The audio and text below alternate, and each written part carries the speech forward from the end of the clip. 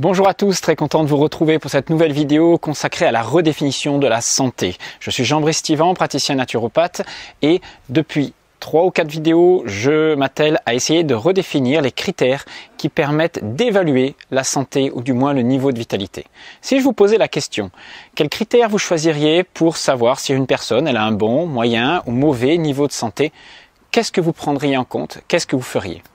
Nous avons vu dans les vidéos précédentes que la santé se définit en naturopathie comme le niveau de vitalité et qu'elle devait tenir compte de tous les plans qui constituent notre être, plan physique, plan énergétique, mental, émotionnel et spirituel.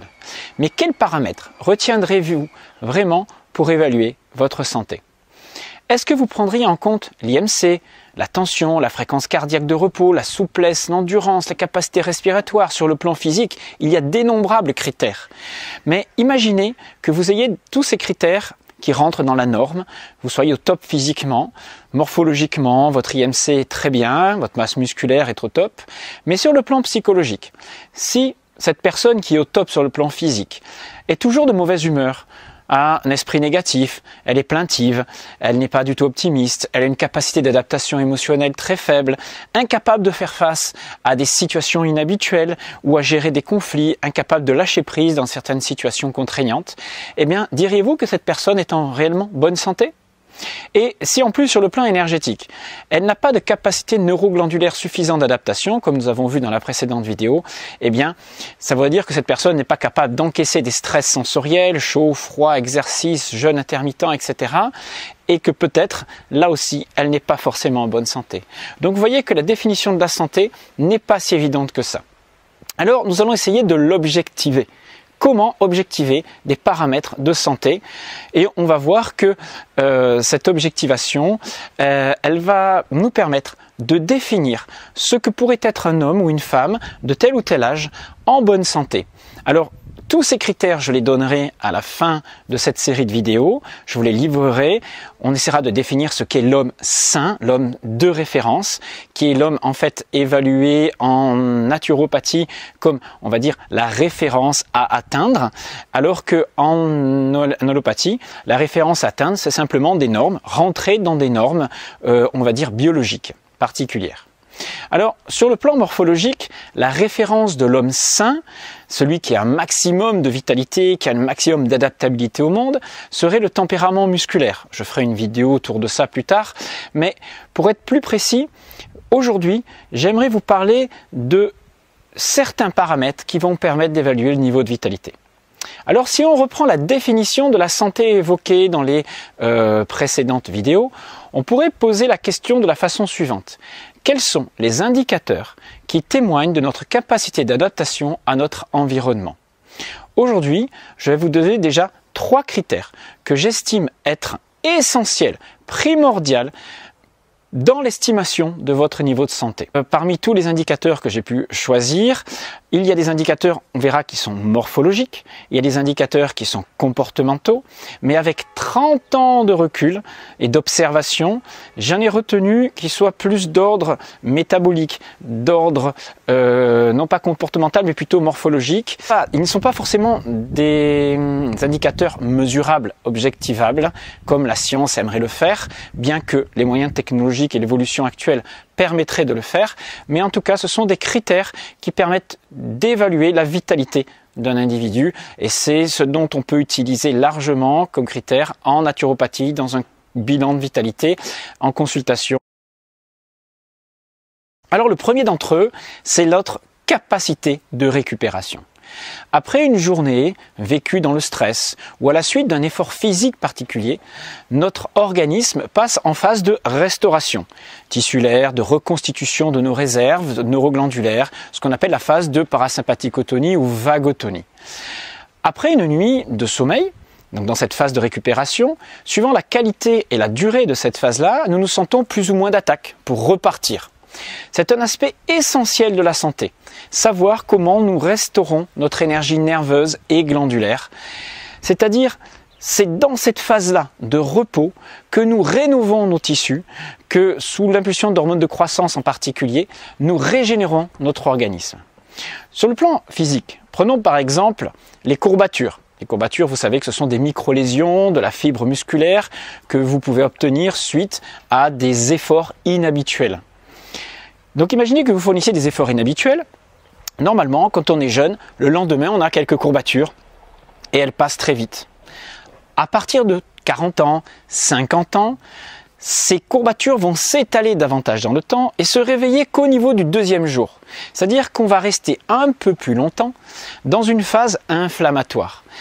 Ça veut dire que, en vieillissant, en perdant de la vitalité, le corps témoigne de cette nécessité de prolonger plus longtemps un état inflammatoire, un état de restructuration, de récupération musculaire, qui est salutaire. Donc il ne faut pas rejeter l'idée que l'inflammation là, elle est négative, mais en tout cas, plus elle va se prolonger dans le temps, plus votre énergie nerveuse, glandulaire, va être détournée au profit de cette restauration tissulaire, musculaire. Donc, moins vous restez en phase inflammatoire, mieux c'est pour l'organisme, bien évidemment, parce que vous économisez de l'énergie nerveuse et glandulaire. Donc une personne en bonne santé aura un meilleur sommeil, un sommeil plus réparateur, des phases de repos qui permettront une meilleure reconstruction tissulaire, de compenser les excédents de fatigue et de dégradation de l'organisme. Plus vous récupérez rapidement, mieux c'est une évidence, mais pour moi c'est un critère très important qui permet d'évaluer la vitalité d'un individu. Une personne âgée, elle cicatrisera moins vite, c'est aussi le signe d'une restauration tissulaire plus lente. Tout ça se fait sous l'impulsion d'hormones. Elle fait participer des phases d'autophagie, de rénovation tissulaire, etc. Le jeûne permet d'améliorer ces phases-là, etc. Mais tout ce qu'il faut retenir, c'est que dans ces phases-là de restauration, vous avez aussi tout un nombre de processus de détoxification, d'élimination de toxines, de recharge nerveuse, qui sont le signe d'une reconstruction de notre santé. Donc, avoir des phases de récupération efficaces est essentiel au maintien de notre intégrité et de notre santé à long terme. Souvenez-vous de votre jeunesse, quand vous faisiez des nuits quasiment blanches, que vous étiez capable de repartir malgré tout le lendemain, refaire la fête, refaire de l'exercice physique dans la journée, ça ne vous posait pas énormément de problèmes. Aujourd'hui, si vous dormez 3 heures, eh bien, le lendemain, à 40 ans, 50 ans, 60 ans, vous ne serez pas dans un état, bien sûr, d'énergie suffisante, du moins idéal. Alors, cette capacité de régénération, de récupération, qui se fait dans les phases de repos, peut être améliorée par des techniques naturelles de santé. On a dit que le jeûne en était une, mais il ne faut pas oublier aussi le contact aux éléments naturels, les techniques d'apaisement du système nerveux, la relaxation, les techniques de respiration, etc. Tout ce que vous économisez d'un côté va rendre l'énergie vitale disponible pour la restauration de vos vieilles structures. Donc, premier critère de santé, pourrait se résumer dans cette phrase-là. Dites-moi comment vous récupérez, je vous dirai si vous irez loin et si votre niveau de vitalité est satisfaisant. Deuxième critère dans l'évaluation de la santé. Ce deuxième critère est à la fois morphologique et métabolique. Il concerne la qualité de vos tissus et votre niveau général d'inflammation chronique qui lui est associé. Je m'explique. Il s'agit ici de comparer la quantité de masse grasse, de masse inerte, de masse morte, en gros votre tissu adipeux, bien que ce soit aussi un tissu hormonal est très important, mais on va simplifier les choses en parlant de tissu de masse grasse associé à du tissu inerte comme des fibroses, des kystes, des adhérences, des cicatrices, etc. Donc tous les tissus qui génèrent de l'inflammation que l'on va comparer avec la quantité de tissu musculaire, de tissu de qualité qui constitue une réserve vitale. En gros, il s'agit du rapport entre la masse inerte et la masse vivante, source de vie. Votre composition corporelle, le pourcentage de masse grasse par rapport aux masses musculaires, est évalué maintenant par des appareils particuliers. Mais on n'évalue pas non plus tous les tissus sclérosés, les tissus usés, les tissus inutiles qui sont au niveau profond du corps, et bien sûr, qui ne peuvent pas être objectivés. Bien sûr, avoir une peau souple, des tissus vivants, est un gage d'amélioration de votre vitalité. Une personne vieillissante, on sait qu'elle va perdre de la masse musculaire. On appelle ça de la sarcopénie. Et c'est un critère de longévité, même un critère d'autonomie, donc un critère de santé. Comme les hygiénistes d'il y a quelques dizaines d'années, ils mesuraient à l'époque la densité musculaire de leurs patients. Par exemple, Desbonnet, qui est un des pionniers de la culture physique, la culture aux haltères au début du XXe siècle, constatait qu'il y avait un rapport très important entre la masse grasse de leurs consultants et leur niveau de santé, leur capacité à faire plus ou moins de réponses métaboliques correctes. Aujourd'hui, les personnes qui ont des niveaux de graisse très importants et de tissus inertes sont des personnes qui vont faire plus facilement des maladies métaboliques, hypertension, diabète, etc. Tous leurs paramètres médicaux, glycémie, CRP, hypertension, etc., s'améliorent à mesure que ces personnes-là se densifient.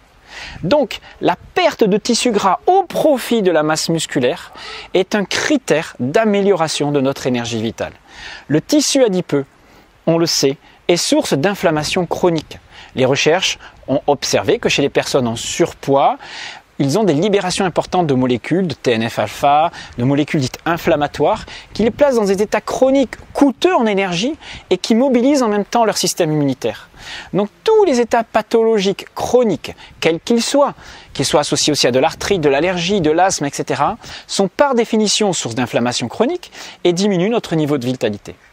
Donc la santé de ces patients est d'autant plus affaiblie qu'ils sont surmédicamentés et donc confrontés à l'élimination de molécules toxiques supplémentaires dans l'organisme. Donc attention, des personnes avec un IMC normal, on peut penser que l'IMC suffit à définir ce paramètre-là, mais pas du tout. Vous avez des gens qui ont une morphologie normale, qui rentrent dans des normes avec un IMC normal, mais qui ont en fait un taux de masse grasse parfois viscérale, qui est plus important qu'on ne l'imaginait. On les appelle les skinny fat. Ils sont minces, mais ont de la graisse, de corpulence normale, mais avec des tissus inflammatoires. Donc pour des personnes en état inflammatoire chronique et affaiblies par des réserves neuroglandulaires basses, la moindre confrontation à une situation inhabituelle, comme par exemple, on l'a vu, celle du Covid-19, qui s'accompagne parfois de chocs inflammatoires supplémentaires, peut alors être fatale. C'est ce qui explique que chez les sujets en surpoids, les sujets âgés qui étaient atteints de maladies chroniques, donc de maladies associées à des troubles inflammatoires, ne supportaient pas ces phases infectieuses. Ajouter de l'inflammation à un terrain déjà inflammé, inflammatoire chronique, c'est comme mettre de l'huile sur le feu. Voilà, donc pour moi, le deuxième critère majeur de santé, c'est votre niveau d'inflammation qui peut aussi être mesuré dans votre rapport masse grasse, masse maigre. Troisième critère, troisième paramètre et dernier paramètre, la capacité de l'organisme à éliminer.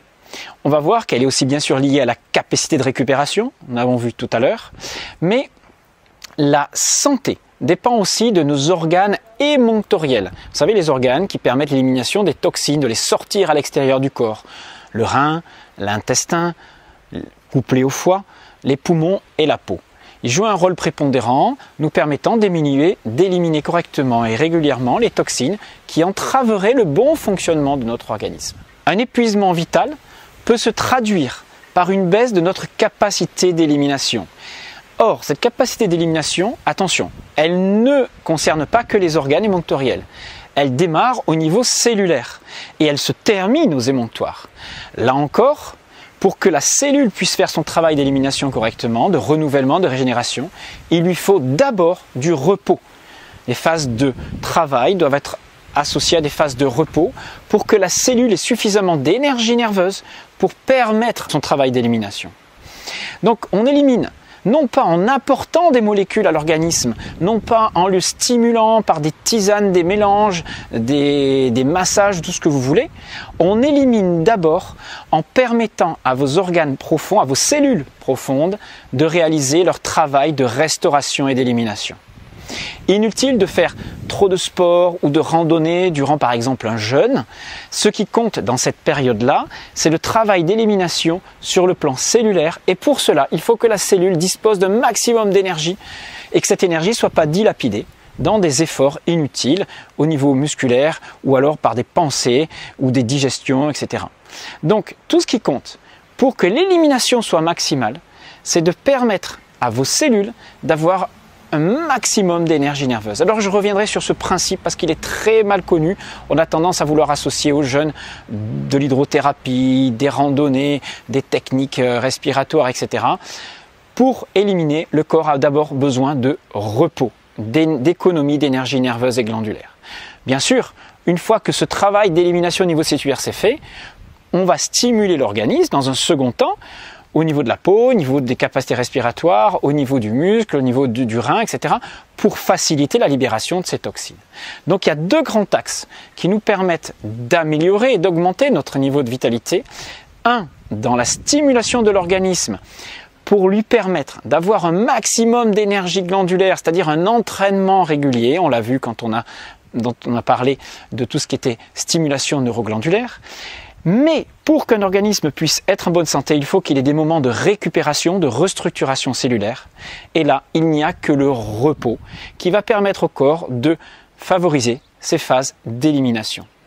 Donc la santé se construit dans cette alternance, en adaptant des techniques de stimulation et des techniques, des moments de repos, tout ça individualisé.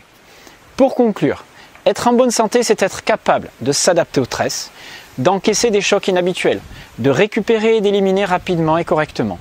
Tout cela, bien sûr, se construit et s'entretient en faisant les bons choix de vie qui viseront prioritairement à 1. Respecter et améliorer la qualité des phases de récupération. Repos égale élimination. Ensuite, améliorer la densité tissulaire. Là, l'exercice physique, associé bien sûr à d'autres techniques de jeûne, d'hydrothérapie, etc., est très importante. Et ensuite, réduire l'état inflammatoire général, bien sûr l'hygiène générale, là aussi le jeûne, mais aussi la négativation de l'organisme en le mettant au contact des éléments naturels sera primordial. Cependant, dans une société, et je viens préciser ça en conclusion, une société qui est orientée vers la recherche du confort et du moindre effort, avec un système médical qui est très peu soucié de vous inciter à améliorer votre hygiène de vie.